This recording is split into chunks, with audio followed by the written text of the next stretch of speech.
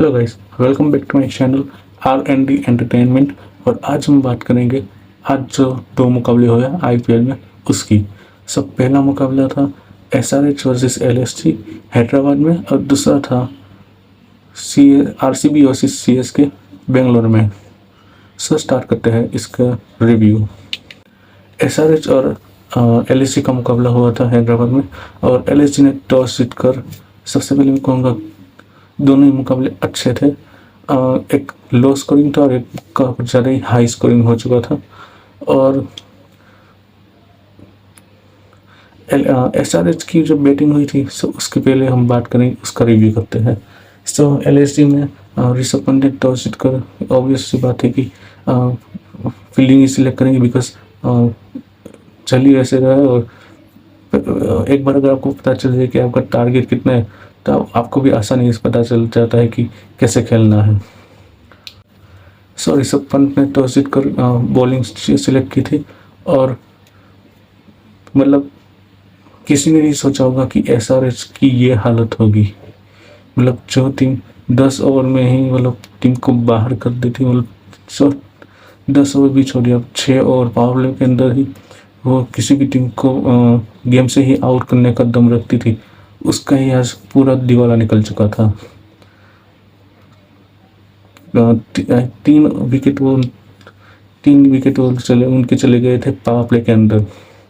और power play में if I am not wrong, पता नहीं कितना स्कोर हुआ था, बट काफ़ी लो स्कोर था, बिकॉज 10 ओवर में उन्होंने 35 रन उन्होंने बनाए थे और 4 विकेट उन्होंने लॉस की थी। मतलब एक ऐसी टीम जो 10 ओवर में 150 रन बनाने का मादा रखती है, वो 10 ओवर में सिर्फ 35 रन बनाती है और 4 विकेट वो लॉस करती है। 3 विकेट इसी में ही पावर प्ले के अंदर। आई थिंक 3 ओवर में उनके 11 रन थे, और पूरा पावर प्ले ख़त्म होने के बाद आई थिंक 20 से 25 रन हुए होंगे। मतलब काफ़ी 20 से 25 भी ना हो, क्योंकि काफ़ी स्लो खेल रहे थे। और विकेट भी उनके 3 विकेट चले गए थे पहले ओवर में ही। दूसरी गेंद पर अभिषेक शर्मा आउट हो चुके थे। और आई थिंक ये सभी टीम्स को पता चल चुका होगा कि ट्रेविस हेड, जो एक टाइम की सबसे खौफनाक ओपनिंग जोड़ी थी आईपीएल की, उन्हें पता चल चुका है कैसे आउट करना है। अगर स्विंगिंग कंडीशन होगी, अगर 2 पेस विकेट होगी, अगर फ्लैट विकेट ना हो, तो फिर ये दोनों में से मतलब कोई भी, चलो ट्रेविस हेड तो एक बार वो टिक कर खेल सकते हैं, बट अभिषेक शर्मा वो मतलब इस पार या उस पार ही करेगा, मतलब अपनी विकेट की वैल्यू नहीं रखेगा, और वो ऑपोजिट बॉलर्स को आउट ही करके रखेगा, जैसा कि आज हुआ था। स्विंगिंग कंडीशन थी, एक बार आप देख लो कि विकेट की कैसी है, 2 पेस है या फ्लैट विकेट है। बट नहीं, ये तो आते संग ही उसने बल्ला घुमाया और एज भी लगी, और ऐसी लगी कि जो फाइन था, शॉर्ट थर्ड में जो फाइन करा था, मीन्स उसके हाथ में ही गई। उससे दाई लगानी पड़ी, बट काफ़ी अच्छी गेंदबाजी की थी मोहम्मद शमी ने। और मुझे समझ में नहीं आया कि एसआरएच वालों ने सिर्फ एक ही सीज़न के लिए क्यों उसे लिया था, बिकॉज अगर मोहम्मद शमी का एक सीज़न भी खराब हो जाए तब भी वैसा गेंदबाज है कि जो एटलीस्ट पावर प्ले में विकेटों की वो अंबार लगा सकता है। बट यस, अब कुछ हुआ होगा तभी उन्होंने छोड़ा। फिर उसकी जो दूसरी ओवर थी, उसमें भी पहली गेंद पर ट्रेविस हेड को भी वो आउट कर देता है। सो आई थिंक ये वीकलिंग्स सारी टीम को पता चल चुकी होगी कि पेस ना हो तो चलेगा, बट यस स्विंगिंग, अगर किसी भी स्विंग गेंदबाज अगर होगा तो फिर वो अभिषेक और ट्रेविस हेड को आउट कर सकता है। Same goes for Ishan Kishan भी।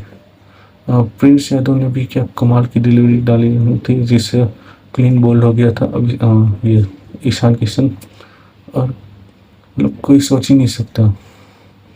सो वो लोग पहले ही, मतलब जैसा कि मैंने कहा कि 10 ओवर में अगर किसी टीम के 35 रन हो 4 विकेट के नुकसान पर, तो फिर वो टीम ज़्यादा से ज़्यादा कितना बना सकती है। यस, नो डाउट अभी भी उनके पास मौका था, बिकॉज 10 ओवर में अगर वो कम बनाए, बट अगर अपॉर्चुनिटी अगर वो अच्छे से खेले तो एक रिस्पेक्टेड टोटल तक पहुंच सकते थे।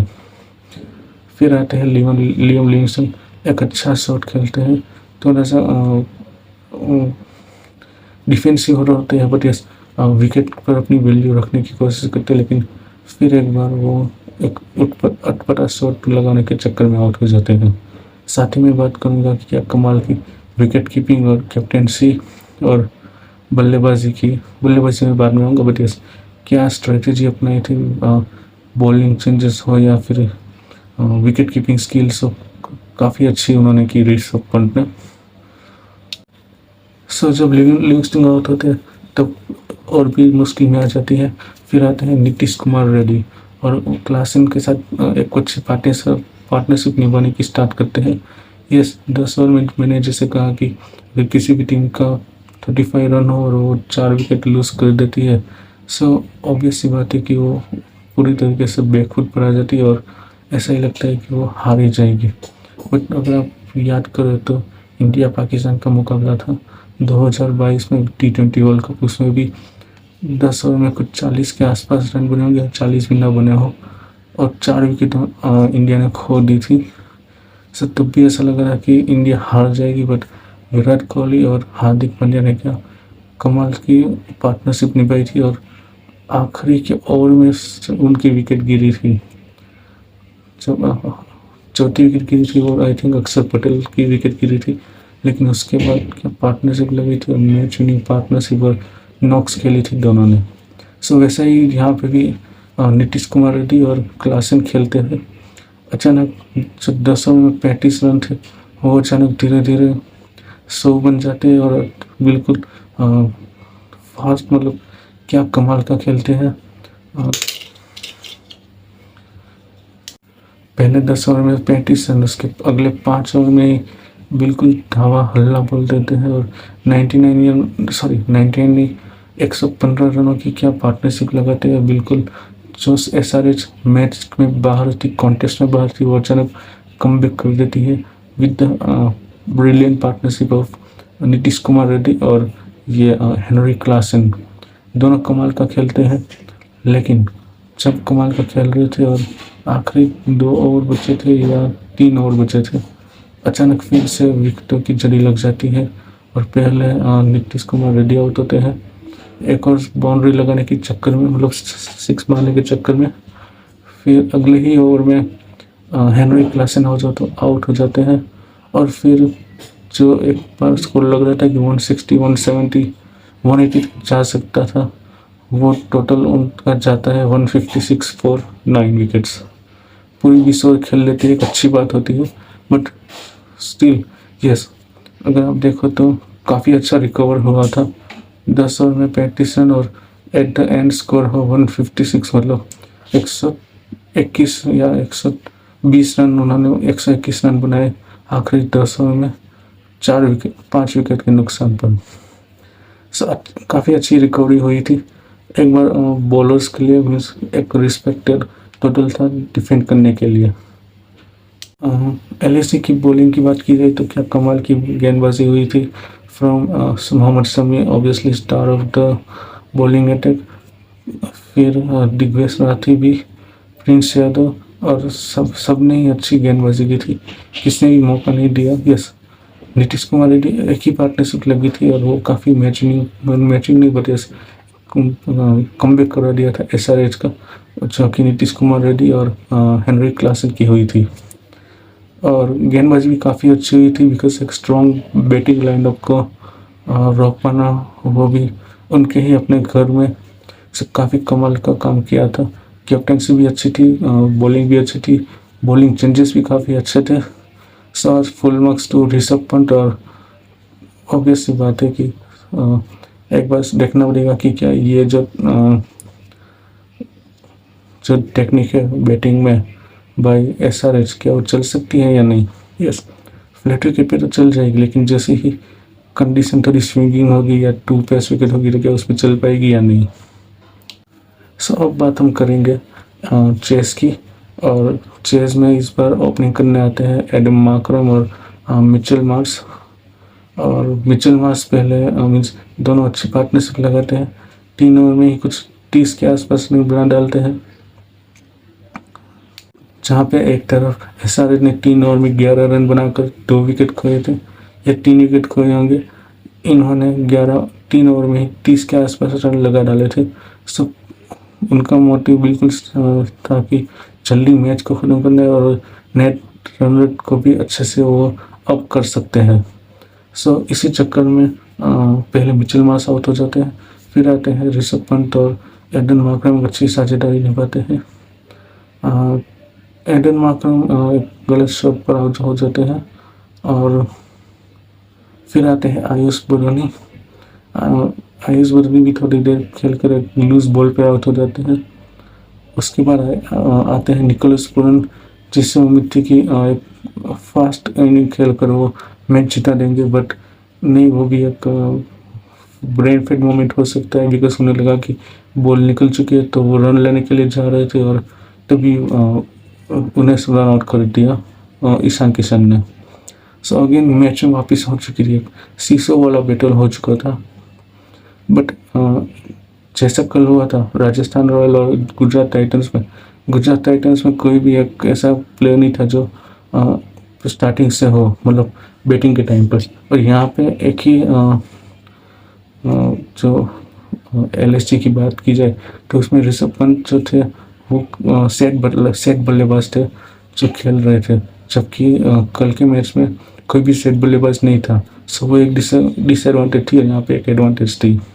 और ऋषभ पंत को पता था कि अगर वो एंड तक टिकेंगे तो ऑब्वियसली मैच जीत ही जाएंगे, इरिस्पेक्ट अगर उनके सामने कोई बैट्समैन हो या ना हो, अगर बॉलर भी होंगे, लेकिन ये उन्हें पूरा कॉन्फिडेंस था अपने पर।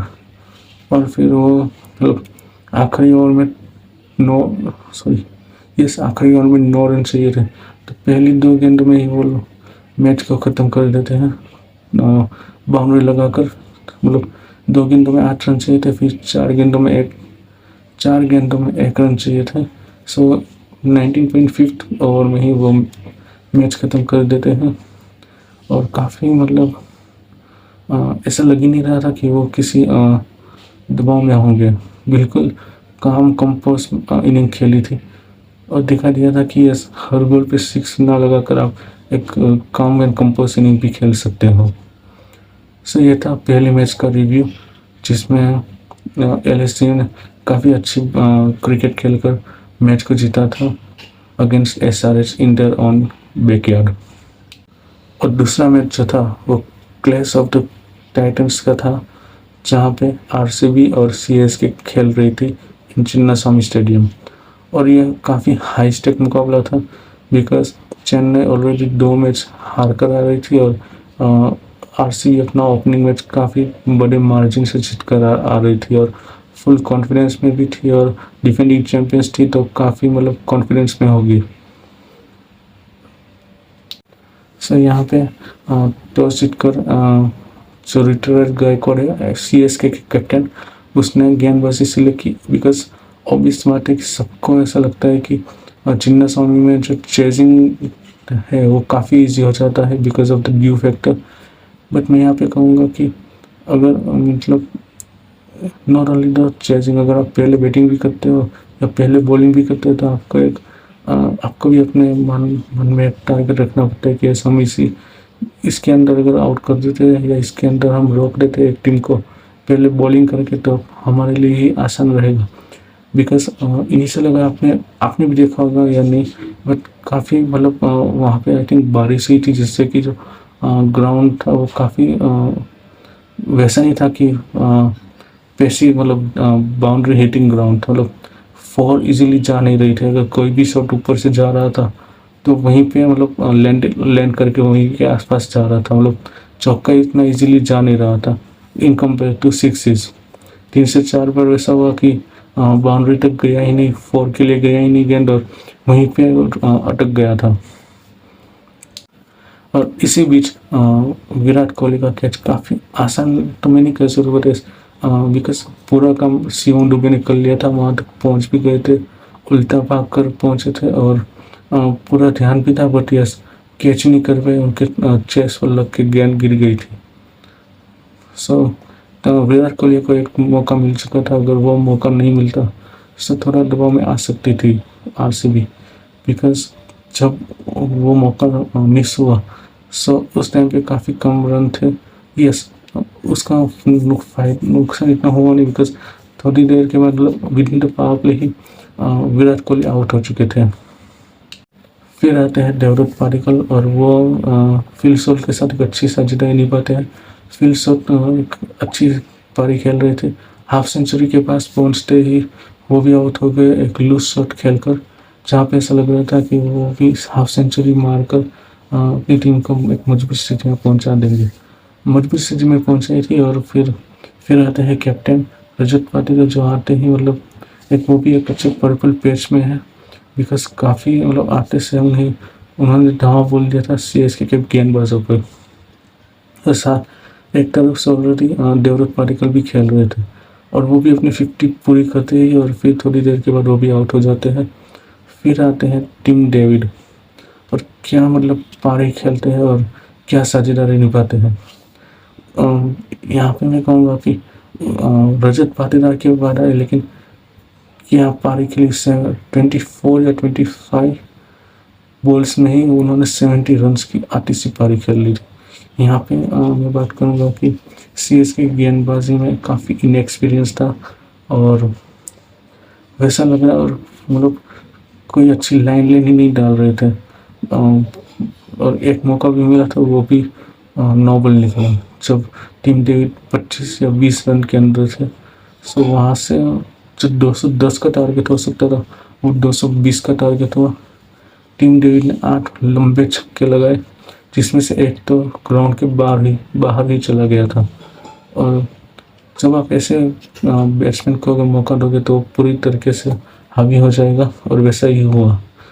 जो स्कोर अगर टीम डेविड का विकेट गिरता तो आई थिंक 210 तक ही वो सीमित हो सकते थे, बिकॉज फिर जो भी आता वो तो खेलता ही, और उसमें बट बिकॉज न्यू बैट्समैन आता वो एक टाइम ले सकता था, और फिर उसमें मौका मिलता कि जो 200-250 का जो स्कोर था, 251 का जो उन्होंने स्कोर किया 250, तो वहाँ पे एक ऑप्शन रहता कि थोड़ा दबाव डालने का चांस रहता। बट यहाँ पे वो ट्रिक मिस हो गई, और फिर दोनों ही मतलब ताबड़तोड़ बल्लेबाजी की और 250 रन लगवा लिए थे। टारगेट दिया था 251 का CSK का।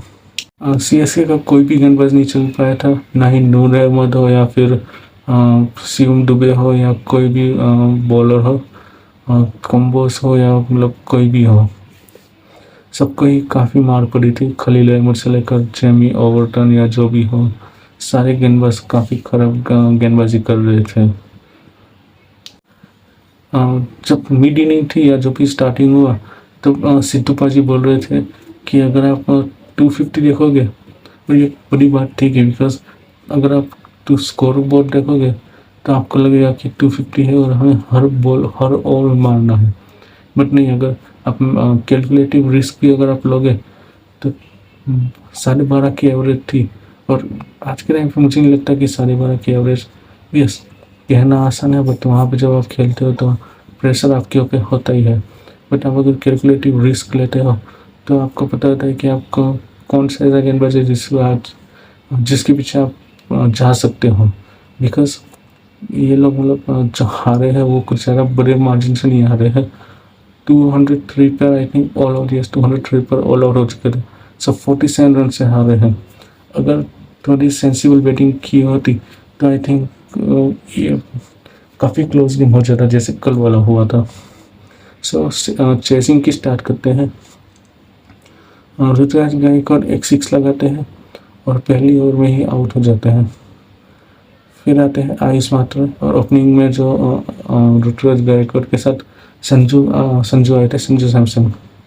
सो ऋतुराज आउट हो गए फर्स्ट ओवर में। फिर दूसरे ओवर में आयुष मात्रा भी एक रेस शॉट खेलकर आउट हो गए, मतलब लगाना 6 या 4 आ रहे थे लेकिन आउट हो गए। और वो भी कुछ बिना खाता खोले या तो बिना खाता या 1 रन पर आउट हो चुके थे। फिर सरफराज खान आते हैं और वो उनके साथ एक अच्छी पार्टनरशिप लगाने की कोशिश करते हैं और संजू सैमसन के साथ। संजू सैमसन ने भी ऋतुराज गायकवाड़ की तरह एक अच्छा शॉट खेला था, 6 मारी थी, लेकिन दूसरी ही बॉल पर डफी को दफ़े की गेंद पर आउट हो चुके थे। अब यहाँ पे बात आती है कि अब जो प्रेशर होगा संजू सैमसन पे, बिकॉज जो ट्रेड हुआ था तब लगा था कि एक अच्छा मूव हो सकता है, और ऐसा लगा भी था बिकॉज क्या फॉर्म में आए थे और फॉर्म लेकर आए थे इस IPL। 3 मैचों में एक भी बार ऐसा नहीं हुआ कि वो फॉर्म में दिख रही। इस मैच में ऐसा था कि फॉर्म में दिख रहे थे, अच्छी सी गेंद आई थी, लेकिन फिर वही बात आ जाती कि एक बार स्विंगिंग कंडीशन में अगर वो थोड़ा सेंसिबल खेलते तो अच्छे से वो रन बना पाते। फिर वो आउट हो गए। सो 251 की चेज में 3 ओवर में आपने 3 विकेट खो दिए, नो डाउट 3 ओवर में 30 रन बने, बट साथ ही साथ आपने 3 विकेट खो रहे, अपने टॉप 3 को आउट कर दिया था। अब जब आप टॉप 3 को आउट हो जाते हैं, सो ऑब्वियस सी बात है कि जो 250 का स्कोर या कोई भी स्कोर हो वो एक बड़ा टारगेट ही लगता है। और ये जो स्कोर 150 170 के स्कोर में ऐसा हो सकता है कि आप थोड़ा टाइम ले सकते हो, बिकॉज आपके पास टाइम होता है। अगर आप 3 विकेट जल्दी खो दो तो फिर एक पार्टनरशिप की ज़रूरत होती है, जैसा कि DC के दोनों मैचेस में हुआ था। समीर रिजवी ने टाइम लिया था दोनों मैचों में और फिर मैच विनिंग नॉट खेली थी। बट यस, यहाँ पे 250 का जो टारगेट था उसमें वैसा ही था कि आपको जल्दी जल्दी खेलना है, बिकॉज अगर स्टार्टिंग से ही 12:30 की है तो आपको 12 फिर 13 फिर 14 फिर 15 और फिर वो रिक्वायर्ड ऑटोमेटिक बढ़ेगी ही। बट जैसे बल्लेबाजी सरफराज खान ने की है, ये वही ग्राउंड था जहाँ पे सरफराज खान ने 170 रन बनाए थे टेस्ट मैच में अगेंस्ट न्यूजीलैंड इन 2024। जो सीरीज इंडिया हारा, लेकिन क्या बल्लेबाजी की थी उस मैच में सरफराज खान ने इन टेस्ट मैच। सो अगेन आज भी काफ़ी अच्छी खूबसूरत बल्लेबाजी की थी सरफराज खान ने। 25 गेंदों में 50 बनाकर वो भी आउट हो गया। अगर जब वो कृणाल पांड्या का आउट हुआ तो आई थिंक मुझे लगा कि उन्हें एक दो गेंदें देख लेनी चाहिए, because Krunal Pandya smart bowler है, वो उन्हें पता है कि उन्हें कैसे, और बिकॉज आप 6 ओवर में 72 मतलब आप रन रेट के हिसाब से चल रहे थे। बट अगर आप 1-2 ओवर आप देख लेते हैं, 1-2 घंटे देख लेते, बिकॉज वो ऐसे बॉलर है जो आपको मौका देते हैं 6-4 वाली गेंदे देते हैं, बाउंड्री बॉल्स। सो आपको फिर वेट करना होता है कि वो कब, बिकॉज यस टारगेट हाई था no doubt, but yes but आप रन रेट के साथ चल रहे थे या रन रेट से भी ऊपर थे। 6 ओवर में ही आपके काफ़ी अच्छे रन बन चुके थे, इरिस्पेक्टिव कि आपने 3 बड़े विकेट खो दिए थे। बट अगर आप उस टाइम पे अगर थोड़ा सेंसिबल क्रिकेट खेल लेते सो आप और भी अच्छा कर सकते थे। और run high, because high score Chennai की टीम से सरफराज खान का ही था।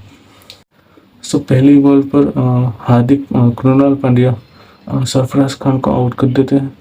फिर आते हैं शिवम दुबे, और वो आए और पहली ही बॉल पर शिवम दुबे ने क्या 6 मारा था कृणाल पांड्या को।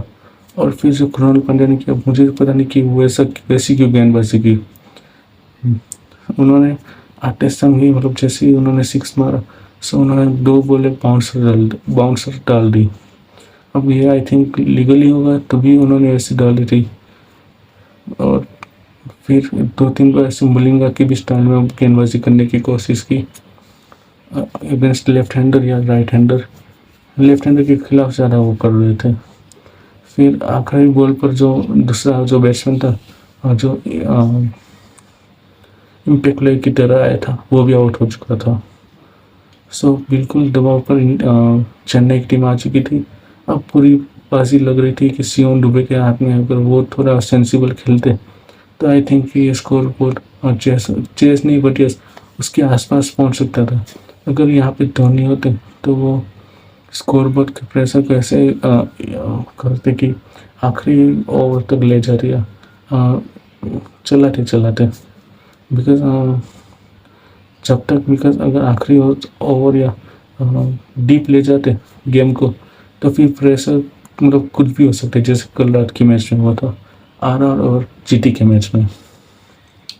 इसी बीच ओवरटन और प्रीतवीर सिंह या जो नया प्लेयर है, उन दोनों के बीच में क्या कमाल की पार्टनरशिप हुई थी, 50 रन की पार्टनरशिप। लेकिन जैसे ही 50 रन की पार्टनरशिप हुई, जो वीर नाम का जो बैट्समैन है वो आउट हो चुका था। और फिर तो ये मीन्स